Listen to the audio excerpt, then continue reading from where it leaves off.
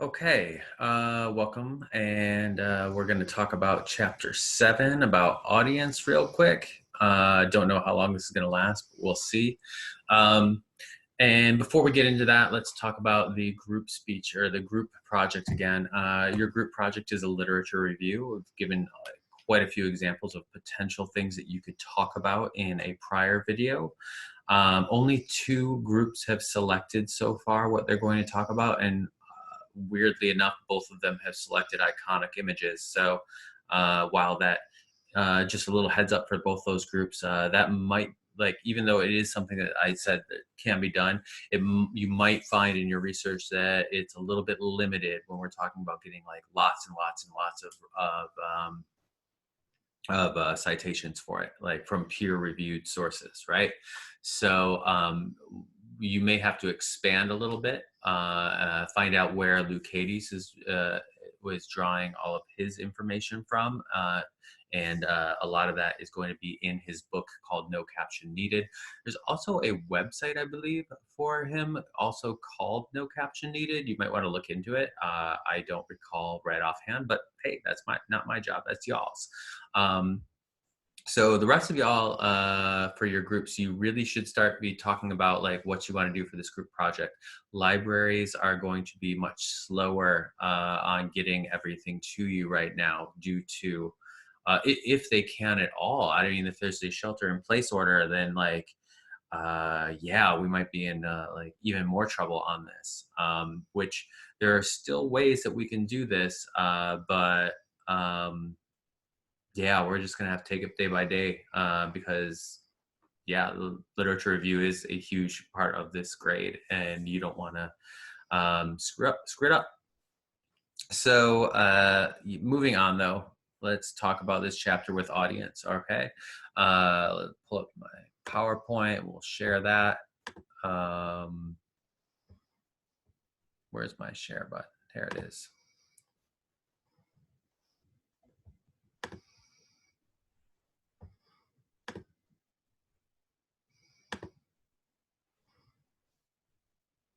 Come on now.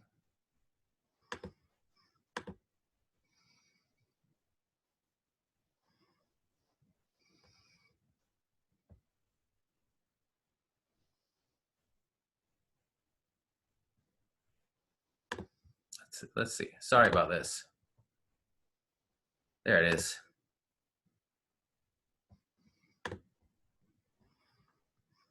And here we go. Audiences, chapter 7. Let's start this guy up. There we go. So the book opens up with this story about Brown versus Board of Education, right? Supreme Court case, very important Supreme Court case. It got rid of the idea of separate but equal with Plessy versus Ferguson. So those who don't know, prior to Brown versus Board of Education, schools were segregated. Black kids could not go to white kids' schools, and vice versa. The interesting part about this Supreme Court decision was not only what it did, but how it was written. It was written in a manner that was not for the legal experts. It was written for the public, and the decision was very short. It was concise. It was written in language that anyone could understand, because the Supreme Court anticipated news organizations publishing the entirety of the decision. You could see in the book how the amount of words was like 1,700 something, which is like about a tenth of what a regular Supreme Court decision might end up being. And legal scholars who were resistant to it because of the form of argument, right? Remember back in the argument chapter, we had like public argument, private argument, and technical argument, like for the public sphere, private sphere, and technical sphere. Um, well, what they talk about in the book is that like it was written for the public sphere rather than the technical sphere. And these are terms that are going to come up again with like the public sphere and the private sphere with other items and other research that we've looked at before. If you've taken my argumentation class, we've already talked about this before. If you've taken common democracy, then you've also already know a little bit about the public sphere versus the private sphere. So I found the story interesting because it like ties in this idea of like these spheres of argument from the prior chapter into this idea of audience, where like how this type of audience or the type of argument is tailored to the type of audience that was intended for the Supreme Court in that case. So one of the things that they want to talk about when they get into audiences is they go back to our good friend Kenneth Burke, right? Because we talk about identification. Identification is not simply about it. Well, they define it as communicative process through which people are unified into a whole on the basis of common interests or characteristics. But the important thing here is that like it's not just a demographic level, right? So like don't conflate identification with identity. They're not the same thing. All right. They're both important concepts, but they're not exactly the same thing. Identification goes beyond just identity. As you can see in the slide, right? Like that would be Steve Buscemi in school. He's a student. So like we wouldn't automatically associate him as being like identified with us as or with you perhaps as a student, because like it just that type of identity doesn't necessarily mean that you have become one with your audience in a communicative way, right? So while identity is a place that you can start to gain identification, that you can like use as a launch pad for it, it's more than just I share the same identity trait as someone else demographically, so thus we are automatically identified with each other. That's not how it works. It's more of a psychological process, right? And uh yeah, it's psychological, and like it's more yeah, it's like when you say something and someone understands what you're talking about, right? They relate on that level. They get into a point of what we call, or what Burke called, consubstantiality, right? When we achieve identification with our audience, the audience and you kind of become one in this idea of consubstantiality. I put this picture on the PowerPoint because like it's from Star Trek, the motion picture. It's near the end. And it's a part where like the human and the avatar for uh, a machine like kind of become one, right? And they exchange their knowledge with each other, right? And that's that moment where like you and the audience like become one on this particular item, this particular moment, right? It's not that you're actually like becoming one in like a literal sense, right? And if we go back to the original article that we read in the very beginning, the Josh Gunn article, he talks about like this idea of consubstantiality in relation to love, right? And how like we have these moments where we become one, right? But we always have that little bit of separation as well. So we have these moments where these items where like persuasion happens, where we become one with an idea, right? You and your audience are together. You're consubstantial because you have identified, the audience has identified with your idea. And that is where all the magic of persuasion happens, according to Burke, right? It's like a process of like us identifying through communication with our audiences to meet together at like spaces and intersections of consubstantiality, right? Um, and so like these are important concepts when we're thinking about this, right? And it's also interesting because like in the face of like diverse audiences, like we often have, right? Or an audience is going to not just be all the same type of person, then like identification has to be multifaceted in that way, right? You have to be able to achieve identification with an audience that might be like lots of different types of people, like not all just Truman State students or something like that. Like you can find like elements of identification among varied and diverse audiences, and like so that means that you can't really rely on surface level demographic identities, right? To get consubstantiality and create persuasion, a rhetor has to be able to like create identification through all different types of people in an audience. Okay. Okay, so the book takes an interesting choice, and they like start talking about like not only like this idea of identification and consubstantiality in regard to audience, right? But they also talk about pathos. Pathos is one of the three artistic proofs that Aristotle brings up. Remember that an artistic proofs are ethos, logos, and pathos. And what it means to be an artistic proof means that like it is coming directly from the rhetor and not from an outside agent. Um, so it's not like I'm creating emotional appeal by showing something else. It's something that I am producing when I am like delivering rhetoric, and its function is to make the audience feel emotion. Um, so in addition to that, we have like this idea of like how we want the audience to perhaps feel emotions. I'm sorry, I'm moving ahead of myself. Yeah, we want the audience to feel like certain emotions sometimes. And we also have to take into account what the emotional state of our audience is before our rhetorical act as well. So pathos is like it goes in a couple of ways on this, right? It's not just like how we want the audience to feel after our rhetoric, but it also is taking into account how they feel before our rhetoric. Example of this is I was on a flight, or I wasn't on a flight actually. We were like waiting for a flight from Spirit Airlines going from Orlando to Detroit. Okay, worst flight ever. Um, it was already delayed 4 hours. So the entire cabin and like all the passengers are pretty on edge. They're pretty upset, right? They're not like too pleased. And it's Spirit Airlines, so like it's not the best flight experience ever.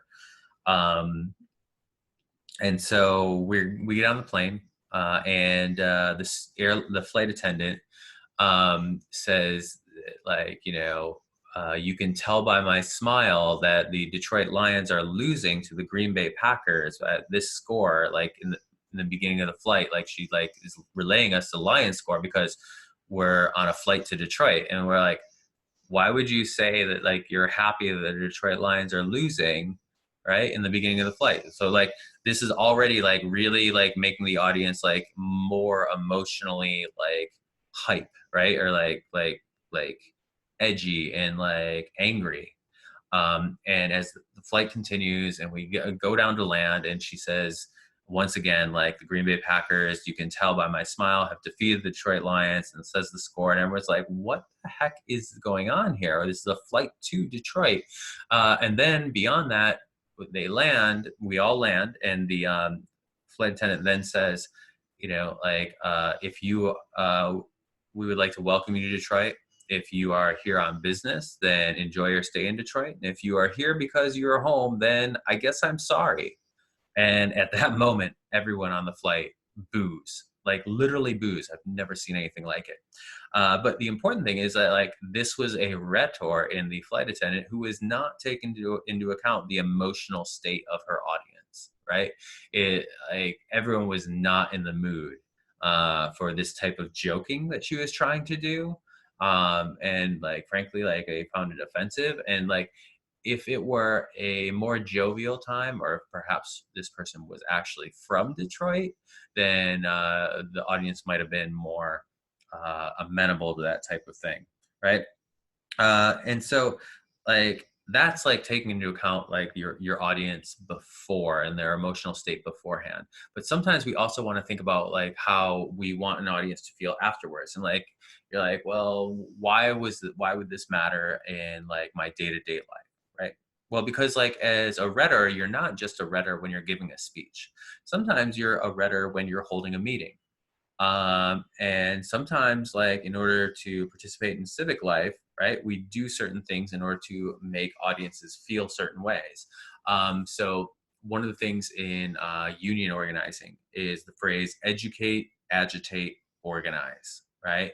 Like first you educate people who are workers about like their rights, right? And about like how like maybe the boss is doing something that like isn't legal or isn't like really good for them.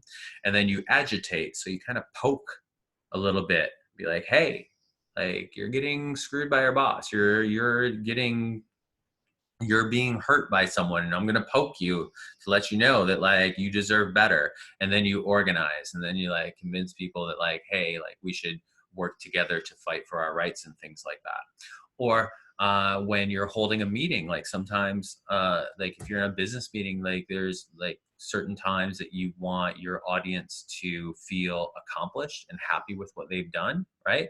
And so you might engage in pathos in order to like make the audience feel that way, make your co-workers feel that way, that like, hey, it was a celebration.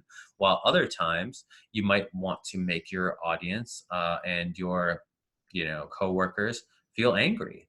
You might want them to feel like like our competition is beating us and we need to stop that from happening. And so like we should be like angry with like what they've been doing in order to like be determined to continue our work. Or you might want them to feel determined in a way, right? To be like, we have the capacity to engage and like do better for our company, do better for what we're trying to do. And like all of these things are engaging in pathos, right? Sometimes we think about meetings as like just the tasks that we want to accomplish, but we don't think about the emotion that we want to get from our audience at the end of the meeting. And a good meeting takes into consideration both of those things, not only what we want to accomplish, but how I want my coworkers, or how I want like the people I'm working with, or like my sorority or fraternity or whatever it is that you have a meeting, how I want them to feel at the end of the meeting is just as important. And that's all about pathos, right? um, I have a section about public emotion after that, right? And the thing with public emotion, it's kind of like thought of as clouding decisions, where if I asked a bunch of people like, well, what do you hate when people get in arguments or something? Or what do you like? People say like, I don't like it when people like get all emotional because like that's not rational, right? Or that's just a bad way of going about argument, is like when you're getting all emotional now, right? And like usually that's like a pretty dangerous road to go down. This whole idea of like be rational, don't be emotional, often is used as like a certain type of sexist attack. And additionally, like because like more often than not, it's used against women. Additionally, like its identification can be like found through emotions as well, right? Like I can have like this moment of meeting with my audience through exhibiting and like experiencing the same emotions, or showing certain emotions. They have an example of like Obama giving a speech about gun violence, and in that speech he's like talking about how it's relatable to his own children. And like I believe during that speech he actually sheds a tear, right? That is a public showing of emotion, and that makes a difference with a lot of people, right? That can be viewed as a sign of weakness to some. It can be viewed as a sign of strength to have that type of like security in showing that emotion.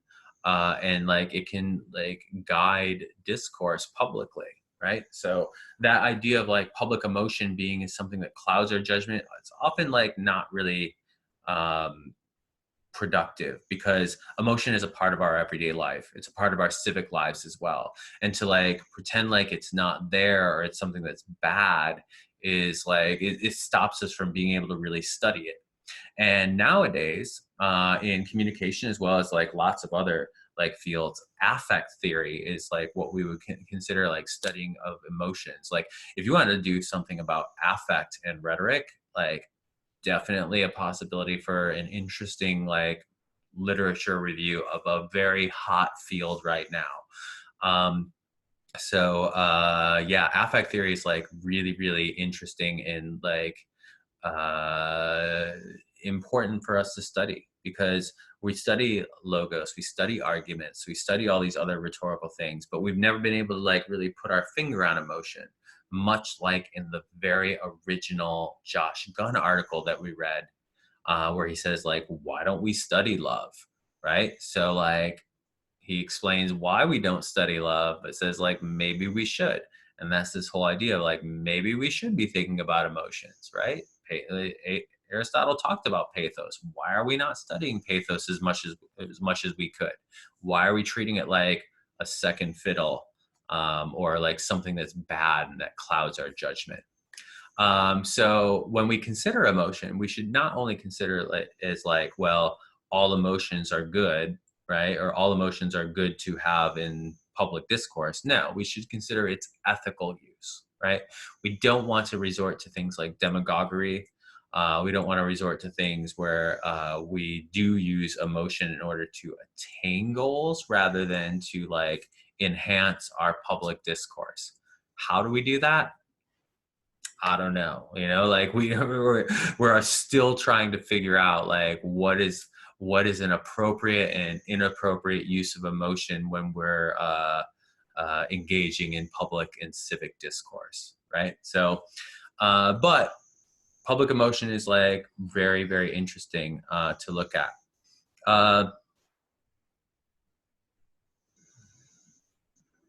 Before we get to the next slide, I want to talk about like there was a really, really interesting passage uh, that was going on in before persona, before values and things, right? Yeah, right before public emotion on page 205 and 206. All right, 205 and 206. They talk about like the H1N1 virus and how a lot of emotions were running high about the H1N1 virus, which was a flu virus, and how people were shown on television wearing masks, and people were watching the movie Pandemic and Outbreak and Contagion, right? And like the media coverage was like very high level of like the swine flu is what you need to be worried about right now. Joe Biden, when he was vice president, talking about how he didn't want like his he didn't want to like have family members use public transportation and to avoid confined places. And so like I think right now when I was reading it, I just got this kind of chill, right? And like, wow, like this is really interesting because they're talking about how in this case the fear was like very, very overblown, and that it was Obama who came out and said like, just wash your hands, right? Cover your mouth when you cough, stay home from work if you're sick, and keep your children home from school if they're sick. And that they were saying that like the fear appeals, the extensive amount of fear appeals was a non-rational response to outbreak or to the swine flu. And, of course, like we didn't all get in a big world of trouble on the swine flu. Now, while this particular thing that we're going through right now with the coronavirus is like definitely different on the scale of like mortality rate, right? And it's different on the scale of like the level that of contagiousness and the fact that it can be spread while we're asymptomatic, right? Like, so these things are markedly different. But I do wonder and think about like right now about how this use of fear appeals is affecting people, right? I'm sure there's not like a few of us who have not. I'm sure there's more than a few of us who have had like little like moments of like being pretty scared of like what's going on and everything like that.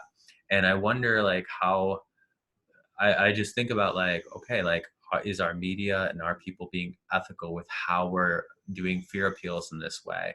And yeah, it's and like today, like with the things that are being said where like a lot of people want to reopen things, I'm just wondering like did they read these 3 paragraphs in this book and be like, yeah, maybe we're like going overboard, or but either way, I'm not leaving the house, and like I'm not having no coronavirus party or anything like that. But I thought it was a really interesting passage to read when we're thinking about the situation today. So I apologize if it like creeped anyone out when we read it or anything like that. was rereading it myself, and I was just like, oh wow, yeah.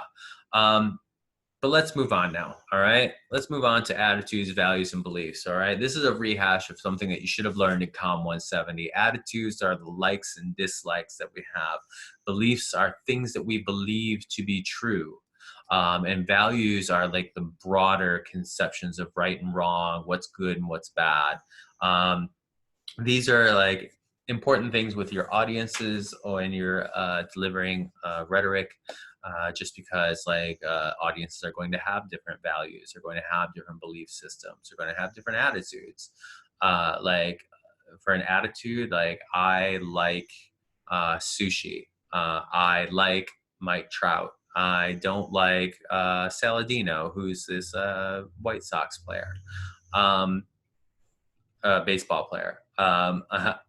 I like dogs. I'm trying to think of things I don't like. Anyway, I'm sure you can think of things that you don't like. Beliefs are things that we believe to be true. So I believe that it's important for us to. I believe that like I'm trying to not get political. Oh yeah. I believe that Bluetooth speakers are really, really cool, and like they're like really useful to have. Yeah, I believe that they're very useful to have around the house. My value might be like I have a value for technological products and technological things to help me. Or I might value things like the search and quest for knowledge. And our values can sometimes come in conflict with each other, right? Our search and quest for knowledge can often come into conflict with like certain ethical stances that we might also have, right? Right, like on preservation of life, right? So if I have a really high value of preservation of life, then like things like the quest for knowledge through things like stem cell research or like really unethical types of medical experiments would come into conflict, and we would have to like make decisions on what things we value more. So, but again, like this is all rehash of COMM 170. We should know plenty about this. Along with rhetorical agency, we should know plenty about that as well. So I want to talk about persona. We have 4 different personas that are listed in here. We have the first persona, which would be the implied author of the rhetoric, probably the rhetor, the person who's delivering the rhetoric. You all right there? All right. Second persona would be the person or the audience, the you, who the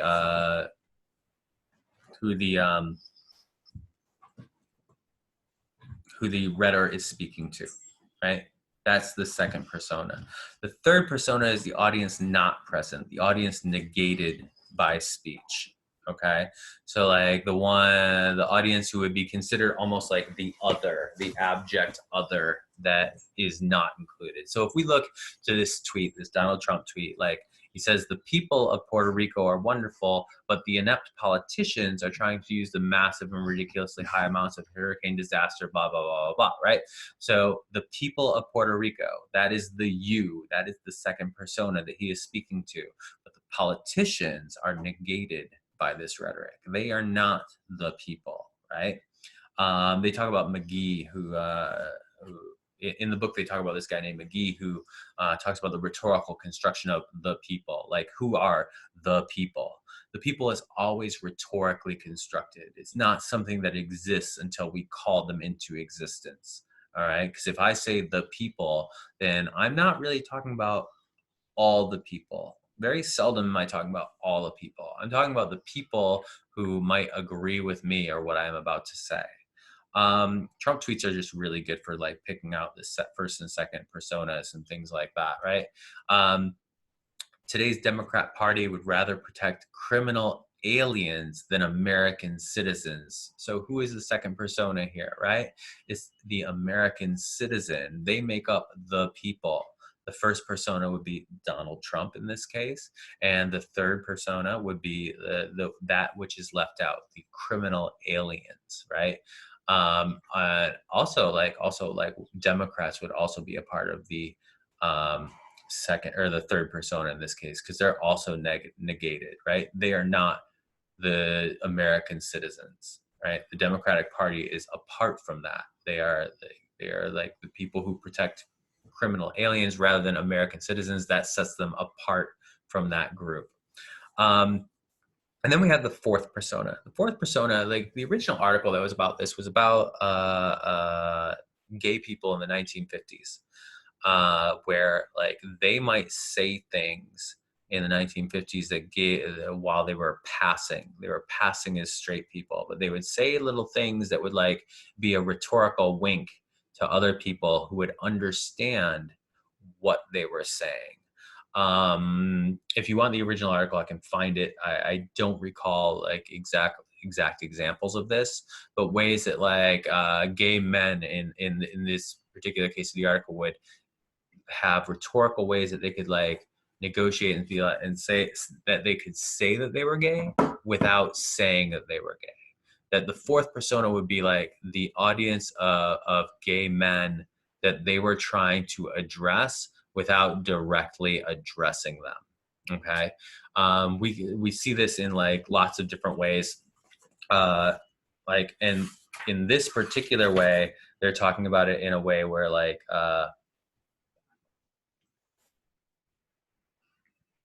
where they're talking about it in a way where the yeah, where like gay people could hear like that message even without the straight people who might be listening to them speak, like noticing the messages that they're like sending out there. So yeah, a collusive audience constituted by a textual wink. So there's an implied audience that's there, but that audience is kind of invisible because like the second persona would not really understand the ideologies and things that are being presented in this sense. Um, the eavesdropping audience is very similar in this respect, right? The eavesdropping audience is an audience for whom the reader desires to hear the message, despite explicitly targeting the message at a different audience. It can limit the room for response by or the agency of the eavesdropping audience, or it can allow the eavesdropping audience to feel empowered because they're not being criticized. So like this idea of like the eavesdropping audience, they talk about it in this idea of like a letter to third world women's writers, right? Like I'm going to talk about a darker way of getting at an eavesdropping audience, because like they talk about it in the book often in ways that like subaltern groups or marginalized groups are able to communicate, but like it's unfortunately not just marginalized groups that are like trying to communicate. I suppose that like these groups that I'm talking about are also marginalized in their own way, but like not in a way that's like that they should be, to be quite honest. And like I'm talking about like this gentleman Jack, I guess he was like somewhat famous for some reason, I don't know, but he would like insert the number 1488 into a lot of his tweets and things like that. Now that is a textual wink. If you didn't know what he was trying to do, you would not really understand what's going on. But 1488 is a white supremacist type of, it's a signal to white supremacists of like what he's trying to get at there. Like the number 14 refers to what they call the 14 words, which is something from Hitler, I think, and like 88 stands for Heil Hitler. I don't know that much about white supremacy. I just know that like this person was leaving dog whistles, right? So the idea of a dog whistle in this sense is like a message to those eavesdropping audience, where it's like I'm going to send you a message and like let you know that I'm with you without having to like totally expose myself as that. And that will allow me to avoid criticism. Now, when people like notice 1488 coming up a bunch of times and they're like, oh, I see what he's doing, right? But if you just did it like once, then like the people who like are tuned into that are going to be like, I know what you're doing, right? But it doesn't necessarily reveal that to everyone else. So that would be like what we think about with like the eavesdropping audience in this sense. So that's about it for persona there. And that's about it for the audience section. The always look, like, if you're interested in that article about the fourth persona, like, always look to the notes in the book. Like, the notes section has lots and lots of articles where these ideas come from. And if you select a certain item from the list of things that we could select for your group speeches and things like that, then one of the first places that you should go to is the notes in the book that are on there as well. The notes in the book are just like a big long list of, like, a lot of the articles that are listed in there are going to be peer reviewed, and that's a great place to start. So I promised the quiz tonight is going to have to be like tomorrow afternoon. And then I will send explicit instructions to our group leaders. You'll be conducting your group discussion like over the next few days. And you'll do that in the group discussion boards. I might chime in every once in a while and ask a question and things. So I'm just going to ask you to like check it at least once a day over the next 3 or 4 days or so, like probably until like Sunday-ish. Okay. Just check it and like respond to things and things like that. I'm gonna have a requirement of like having at least one message to answer a question and at least one response to like someone else. But these discussion days like only go well if we do it. And so like, even though it might be a pain to do it online instead of in person, it is what it is. And so let's keep the ball rolling, and yeah, just keep on keeping on. We're gonna get through this semester, no problems. All right, see you later.